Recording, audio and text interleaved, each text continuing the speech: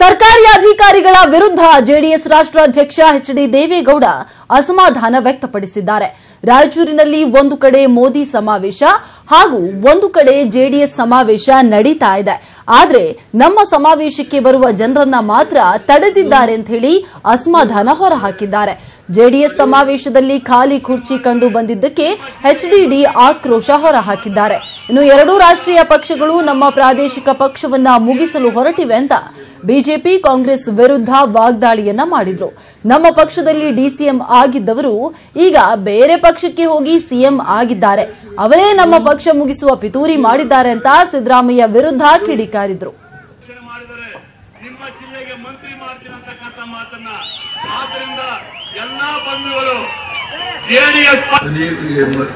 ಹಿರಿಯರಿಗೆ ಗೊತ್ತಿದೆ, ಹಿರಿಯರಿಗೆ ಗೌಡರು ಏನ್ ಮಾಡಿದ್ರು ಅಂತ ಗೊತ್ತಿಲ್ಲ.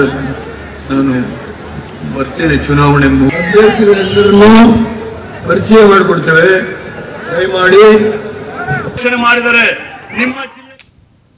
ಚುನಾವಣೆ ಸಮೀಪಿಸ್ತಾ ಇದ್ದಂತೆ ಎಲ್ಲರಿಗೂ ಸಾಲ ಮನ್ನಾ ನೆನಪಾಗ್ತಾ ಇದೆ. ಹೀಗಂತ ರಾಯಚೂರಿನಲ್ಲಿ ಜೆಡಿಎಸ್ ವರಿಷ್ಠ ಎಚ್.ಡಿ. ದೇವೇಗೌಡರು ಹೇಳಿದ್ದಾರೆ.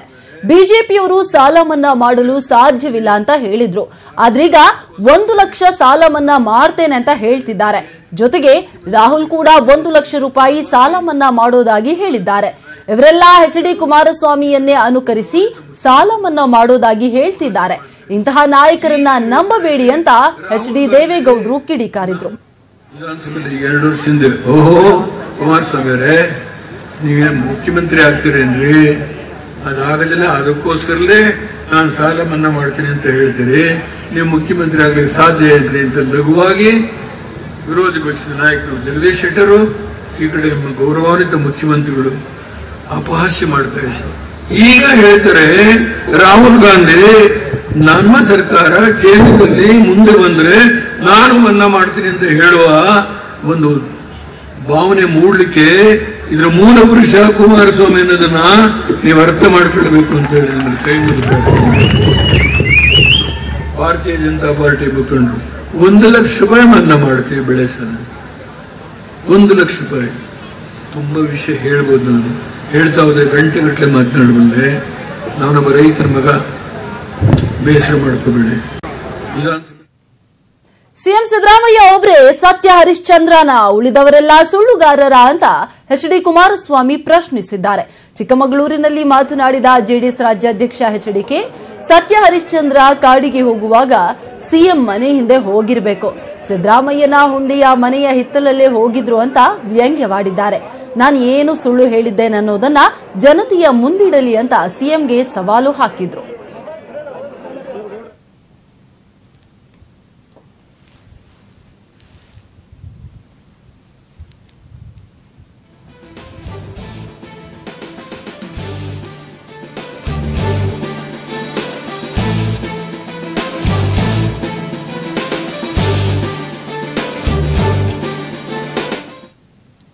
ಇನ್ನೆರಡು ದಿನಗಳಲ್ಲಿ ಅಂಬರೀಶ್ ತಮ್ಮ ನಿರ್ಧಾರ ಹೇಳ್ತಾರೆ ಅಂತ ಜೆಡಿಎಸ್ ರಾಜ್ಯಾಧ್ಯಕ್ಷ ಹೇಳಿಕೆಯನ್ನ ಕೊಟ್ಟಿದ್ದಾರೆ.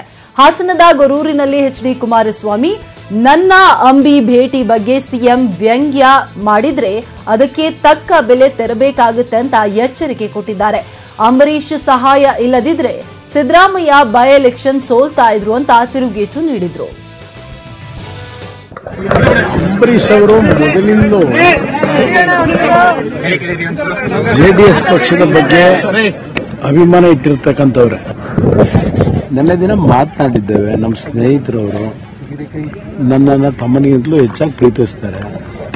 ಅವರ ಮನಸ್ಸಿನಲ್ಲಿ ಈ ಬಾರಿ ಜನತೆಯ ಕರ್ನಾಟಕದ ಹಿತದೃಷ್ಟಿಯಿಂದ ಜೆಡಿಎಸ್ ಪಕ್ಷ ಅಧಿಕಾರಿಗೆ ಬರ್ತಕ್ಕಂಥ ಸೂಕ್ತನ ಭಾವನೆ ಇದೆ. ಅವರು ರಾಜ್ಯದ ಎಲ್ಲ ಆಗುಹೋಗುಗಳನ್ನು ಗಮನಿಸಿದ್ದಾರೆ. ಅದರಿಂದ ಬಹುಶಃ ಸೂಕ್ತವಾದ ಸಂದರ್ಭದಲ್ಲಿ ಅವರ ಭಾವನೆಗಳೇನು ಅನ್ನೋದನ್ನು ಮತ್ತೊಮ್ಮೆ ಜನತೆಗೆ ಸ್ಪಷ್ಟಪಡಿಸ್ತಾರೆ ಅಂತಕ್ಕಂಥ ನಂಬಿಕೆ ಇದೆ. ಅವ್ರ ಜೊತೆ ಹಲವಾರು ವಿಷಯಗಳು ಹಂಚಿಕೊಂಡಿದ್ದೇನೆ. ರಾಜ್ಯದ ರಾಜಕಾರಣದ ಬೆಳವಣಿಗೆಗಳ ಬಗ್ಗೆನೂ ಚರ್ಚೆ ಮಾಡಿದ್ದಾರೆ. ಅವರ ಮನಸ್ಸಿನಲ್ಲಿ ಈ ಬಾರಿ ಜೆಡಿಎಸ್ ಬರಬೇಕು ಅಂತಕ್ಕಂಥದ್ದು ಇದೆ. ಅದಕ್ಕೆ ರಾಜ್ಯದ ರೈತರ ಕಡೆಗಣನೆ ಏನಾಗಿದೆ, ಯುವಕರಿಗೆ ಉದ್ಯೋಗ ಸಿಕ್ಕಿಲ್ಲ, ಇದೆಲ್ಲದಕ್ಕೂ ಒಂದು ಅವಕಾಶ ಜನತಾಳ ಬಂದರೆ ಈ ರಾಜ್ಯಕ್ಕೆ ಒಳ್ಳೆಯದು ಅಂತಕ್ಕಂಥ ಭಾವನೆ ಅವರಲ್ಲಿದೆ. ಇನ್ನು ಸಿದ್ದರಾಮಯ್ಯಗೆ ಸೋಲಿನ ಭೀತಿ ಕಾಡ್ತಾ ಇದೆ. ಹೀಗಾಗಿ ಅವರು ಸ್ಟಾರ್ಗಳ ಮೊರೆ ಹೋಗಿದ್ದಾರೆ ಅಂತ ಜೆಡಿಎಸ್ ರಾಜ್ಯಾಧ್ಯಕ್ಷ ಎಚ್.ಡಿ. ಕುಮಾರಸ್ವಾಮಿ ವ್ಯಂಗ್ಯವಾಡಿದ್ದಾರೆ. ಬಾದಾಮಿ ಹಾಗೂ ಚಾಮುಂಡೇಶ್ವರಿಯಲ್ಲಿ ಅವರಪ್ಪನಾಣೆ ಸಿಎಂ ಗೆಲ್ಲೋದಿಲ್ಲ.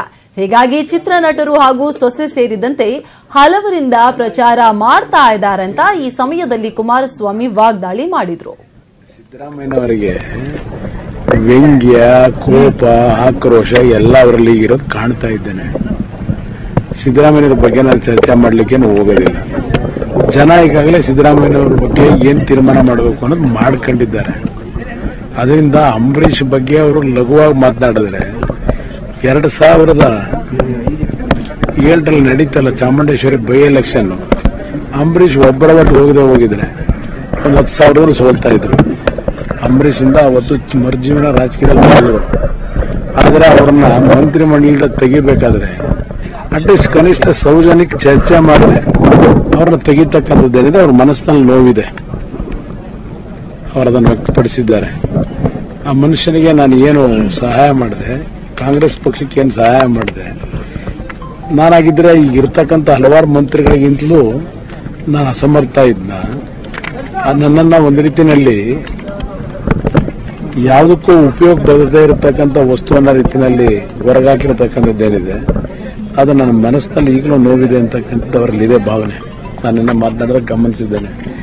ಸಿದ್ದರಾಮಯ್ಯನವರು ನಿನ್ನೆ ನನ್ನ ಅಂಬರೀಷ್ ಅವ್ರ ಭೇಟಿ ಬಗ್ಗೆ ವ್ಯಂಗ್ಯ ಆಡಿದ್ರೆ ಆ ವ್ಯಂಗ್ಯಕ್ಕೆ ಬಹಳ ದೊಡ್ಡ ಬೆಲೆ ತೆರಬೇಕಾಗುತ್ತೆ ಅನ್ನೋದನ್ನ ಇನ್ನೊಂದು 3 ದಿವಸ ಬಿಟ್ಟು ನೋಡಿ ಕಾದು. ಇನ್ನು ಪ್ರಧಾನಿ ನರೇಂದ್ರ ಮೋದಿ ವಿರುದ್ಧ ಕೂಡ ಎಚ್.ಡಿ. ಕುಮಾರಸ್ವಾಮಿ ಕಿಡಿಕಾರಿದ್ದಾರೆ. ಪ್ರಧಾನಿ ನರೇಂದ್ರ ಮೋದಿ ಸಮಯಕ್ಕೆ ತಕ್ಕಂತೆ ಮಾತನಾಡ್ತಾರೆ. ಚುನಾವಣೆ ಸಂದರ್ಭದಲ್ಲಿ ಅವರಿಗೆ ಮಹದಾಯಿ ವಿಚಾರ ನೆನಪಾಗಿದೆ ಅಂತ ವಾಗ್ದಾಳಿ ಮಾಡಿದ್ರು. ಚುನಾವಣೆ ಸಮಯದಲ್ಲಿ ಮೋದಿಗೆ ದೇವೇಗೌಡರು ನೆನಪಾಗ್ತಾರೆ ಅಂತ ಹೇಳಿದ್ರು. ಮಹದಾಯಿ, ನೇತ್ರಾವತಿ, ಹೇಮಾವತಿ ಎಲ್ಲ ನರೇಂದ್ರ ಮೋದಿ ಅವರು ಕಣ್ಣು ಮುಂದೆ ಬರ್ತಾ ಇದೆ. ಚುನಾವಣೆ ಬಂದಾಗ ಮಹದಾಯಿಗೆ ಅವರಿಗೇನು ಸೊಲ್ಯೂಷನ್ ಕೊಡ್ತಾರೆ? ಸೊಲ್ಯೂಷನ್ ಕೊಡೋ ಕಾಲ ಮುಗಿದೋಗಿದೆ. ಈಗಾಗಲೇ 2-3 ರಾಜ್ಯಗಳ ವ್ಯಾಜ್ಯ ವಾದ ಪ್ರತಿವಾದಗಳು ಟ್ರಿಬ್ಯುನಲ್ ಮುಂದೆ ಏನು ಮುಗಿದೋಗಿದೆ. ಟ್ರಿಬ್ಯುನಲ್ ತೀರ್ಪು ಕೊಡಬೇಕಷ್ಟೇ. ಟ್ರಿಬ್ಯುನಲ್ ಕೊಟ್ಟಂತ ತೀರ್ಪು ಮೇಲೆ ನಾವೇನ್ ಮಾಡಬೇಕು ಅನ್ನೋ ಮುಂದೆ ಯೋಚನೆ ಮಾಡಬೇಕಾಗಿದೆ. ನಟ ಅಂಬರೀಷ್ ಮನೆಗೆ ಕುಮಾರಸ್ವಾಮಿ ಭೇಟಿ ನೀಡಿದ ವಿಚಾರ ನನಗೆ ಗೊತ್ತಿಲ್ಲ ಅಂತ ಜೆಡಿಎಸ್ ರಾಷ್ಟ್ರಾಧ್ಯಕ್ಷ ಎಚ್.ಡಿ. ದೇವೇಗೌಡರು ಹೇಳಿಕೆಯನ್ನ ಕೊಟ್ಟಿದ್ದಾರೆ. ರಾಯಚೂರಿನಲ್ಲಿ ಮಾತನಾಡಿದ ದೇವೇಗೌಡರು ಅಂಬರೀಷ್ ಪಕ್ಷ ಸೇರುವ ಬಗ್ಗೆ ಚರ್ಚೆಯಾಗಿಲ್ಲ. ಈ ಬಗ್ಗೆ ಕಾಂಗ್ರೆಸ್ ಹಾಗೂ ಬಿಜೆಪಿ ವಿರುದ್ಧ ಆರೋಪವನ್ನ ಮಾಡ್ತಾ ಇವೆ ಅಂತ ಹೇಳಿದ್ರು. ನನ್ನ ಹಳೆ ಸ್ನೇಹಿತರಲ್ಲಿ ಬಂದ್ರೆ ಅನ್ನೋ ಪ್ರಶ್ನೆಗಿಂತ ನನ್ನ ಅಭಿಮಾನಿ, ನನ್ನ ಸ್ನೇಹಿತರು, ಅವ್ರು ಯಾವುದೇ ಪಕ್ಷದಲ್ಲಿದ್ರು ನಮ್ಮ ಜೊತೆ ಸಂಬಂಧ ಇಟ್ಕೊಂಡಿದ್ರು. ಅವರ ಸೋಷಿಯಲ್ ರಿಲೇಶನ್ಶಿಪ್ಗೂ ಪೊಲಿಟಿಕಲ್ ರಿಲೇಶನ್ಶಿಪ್ಗೂ ವ್ಯತ್ಯಾಸ ಇದೆ. ಅವ್ರು ನನ್ನ ಹಳೆ ಸ್ನೇಹಿತರಲ್ಲಿ ಬಂದ್ರೆ ಅನ್ನೋ ಪ್ರಶ್ನೆಗಿಂತ ನನ್ನ ಅಭಿಮಾನಿ, ನನ್ನ ಸ್ನೇಹಿತರು, ಅವ್ರು ಯಾವುದೇ ಪಕ್ಷದಲ್ಲಿದ್ರು ನಮ್ಮ ಜೊತೆ ಸಂಬಂಧ ಇಟ್ಕೊಂಡಿದ್ರು. ಅವರ ಸೋಷಿಯಲ್ ರಿಲೇಶನ್ಶಿಪ್ಗೂ ಪೊಲಿಟಿಕಲ್ ರಿಲೇಶನ್ಶಿಪ್ಗೂ ವ್ಯತ್ಯಾಸ ಇದೆ. ಮತ ಕೇಳಲು ಬಂದ ಕಾಂಗ್ರೆಸ್ ಅಭ್ಯರ್ಥಿ ಎಚ್.ಪಿ. ರಾಜೇಶ್ಗೆ ತರಾಟೆಗೆ ತೆಗೆದುಕೊಂಡಿದ್ದಾರೆ ಮತದಾರರು.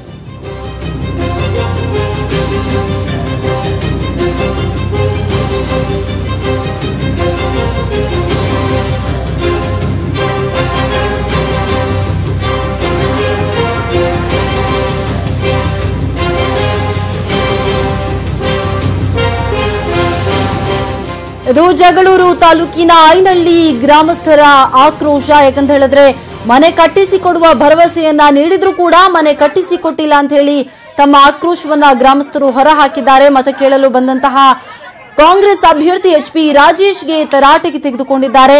ಮತ ಕೇಳಲು ಬಂದಂತಹ ರಾಜೇಶ್ಗೆ ಮತದಾರರು ತಮ್ಮ ಆಕ್ರೋಶವನ್ನ ಹೊರಹಾಕೋದ್ರ ಮೂಲಕ ಬೆವರಿಳಿಸಿದ್ದಾರೆ.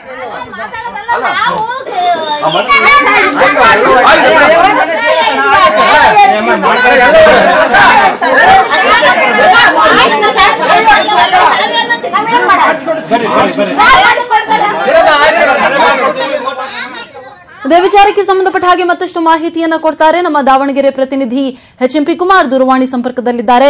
ಎಚ್.ಎಂ.ಪಿ. ಕುಮಾರ್, ಈಗ ಜಗಳೂರು ತಾಲೂಕಿನ ಐನಹಳ್ಳಿ ಗ್ರಾಮಸ್ಥರು ಯಾವ ರೀತಿಯಾಗಿ ಆಕ್ರೋಶವನ್ನ ವ್ಯಕ್ತಪಡಿಸಿದ್ರು ಕಾಂಗ್ರೆಸ್ ಅಭ್ಯರ್ಥಿ ಎಚ್.ಪಿ. ರಾಜೇಶ್ ವಿರುದ್ಧ? ಹೌದು ಶಮೀರ, ಏನು ಜಗಳೂರು ತಾಲೂಕಿನ ಕಾಂಗ್ರೆಸ್ ಅಭ್ಯರ್ಥಿ ಅಂತ ರಾಜೇಶ್ ಅವರು ಕಳೆದ 5 ವರ್ಷದಿಂದ ತಮ್ಮ ಗ್ರಾಮಕ್ಕೆ 2 ಬಾರಿ ಭೇಟಿ ಕೊಟ್ಟಿದ್ದಾರೆ. ನಮಗೆ ಮನೆ ಕಟ್ಟಿಸಿಕೊಡ್ತೀವಿ ಅಂತ ಹೇಳಿ ಭರವಸೆ ನೀಡಿ ಇದುವರೆಗೂ ಯಾವುದೇ ರೀತಿಯ ಒಂದು ಮನೆ ಕೂಡ ಕಟ್ಟಿಸಿಕೊಟ್ಟಿದ್ದಾರೆ. ನಾವು ದೇವಸ್ಥಾನದಲ್ಲಿ ವಾಸ ಮಾಡ್ತಾ ಇದ್ರು, ಈಗ ಮತ್ತೆ ಕೇಳಲಿಕ್ಕೆ ಬಂದಿದ್ದೀರಿ, ಯಾವ ಆಧಾರದ ಮೇಲೆ ಇಲ್ಲಿ ಬಂದಿದ್ದೀರಿ ಅಂತ ಹೇಳಿ ತೀವ್ರ ತರಾಟೆಗೆ ತೆಗೆದುಕೊಂಡಿದ್ದಾರೆ. ಇದರಿಂದ ಸ್ವಲ್ಪ ಮುಜುಗರಗಳು ರಾಜೇಶ್ ಈ ಬಾರಿ ವೋಟ್ ಹಾಕಿ ಮುಂದಿನ ಬಾರಿ ನಾನು ನಿಜವಾಗ್ಲೂ ಮನೆ ಕಟ್ಟಿಸ್ಕೊಡ್ತೀನಿ ಅಂತ ಹೇಳಿ ಭರವಸೆ ನೀಡಿದ್ರು. ಆದ್ರೂ ಜಗದ ಮಹಿಳೆಯರು ರಾಜೇಶ್ಗೆ ತೀವ್ರ ತರಾಟೆಗೆ ತೆಗೆದುಕೊಂಡು ನಿಮಗೆ ವೋಟ್ ಹಾಕೋದಿಲ್ಲ ಹೋಗಿ ಅಂತ ಹೇಳಿ ದಬಾಯಿಸಿ ಕಳಿಸಿದ್ರು. ಶಬೀರ, ಓಕೆ, ಧನ್ಯವಾದ ಎಚ್.ಎಂ.ಪಿ. ಕುಮಾರ್.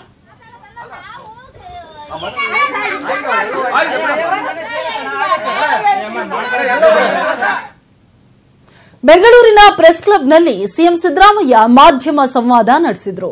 ಈ ಚುನಾವಣೆಯಲ್ಲಿ ಮೇಲ್ನೋಟಕ್ಕೆ 3 ಪಕ್ಷಗಳಲ್ಲಿ ಸ್ಪರ್ಧೆ ಇದೆ ಅನ್ನೋ ಮಾತಿದೆ. ಆದರೆ ಅದು ರಾಜ್ಯವ್ಯಾಪಿ ಇಲ್ಲ.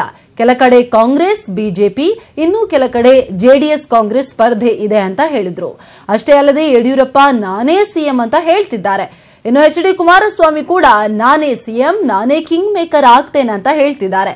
ಆದ್ರೆ ಇವರ್ಯಾರು ಕೂಡ ಅಧಿಕಾರಕ್ಕೆ ಬರೋದಿಲ್ಲ.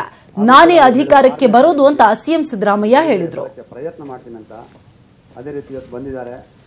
ನಮ್ಮ ಆಹ್ವಾನವನ್ನು ಒಪ್ಪಿಕೊಂಡು ಬಂದಿರೋದು. ಇನ್ನು ಪ್ರಧಾನಿ ಮೋದಿ ಸಬ್ಕಾ ಸಾಥ್ ಸಬ್ಕಾ ವಿಕಾಸ್ ಅಂತ ಹೇಳ್ತಾರೆ. ಆದ್ರೆ ರಾಜ್ಯದ 224 ಕ್ಷೇತ್ರಗಳಲ್ಲಿ ಒಬ್ಬ ಮುಸ್ಲಿಮರಿಗೂ ಟಿಕೆಟ್ ಕೊಟ್ಟಿಲ್ಲ ಅಂತ ಸಿಎಂ ಕಿಡಿಕಾರಿದ್ರು. ಅಚ್ಚೇ ದಿನ್ ಆಯೇಗಾ ಅಂತ ಹೇಳ್ತಾರೆ. ಎಲ್ಲಿ ಬಂದಿದೆ ಅಚ್ಚೇ ದಿನ್ ಅಂತ ಸಿಎಂ ಪ್ರಶ್ನಿಸಿದ್ದಾರೆ. ಮುಸಲ್ಮಾನರು ಬಿಟ್ಬಿಟ್ಟು ಕ್ರಿಶ್ಚಿಯನ್ರು ಹೋಗ್ಬಿಟ್ಟು ಸಬ್ಕಾ ಸಾಥ್ ಅಂತೀವಿ, ಎಲ್ಲರೂ ಹೇಳ್ಬೇಕು ಬಹಿರಂಗವಾಗಿ.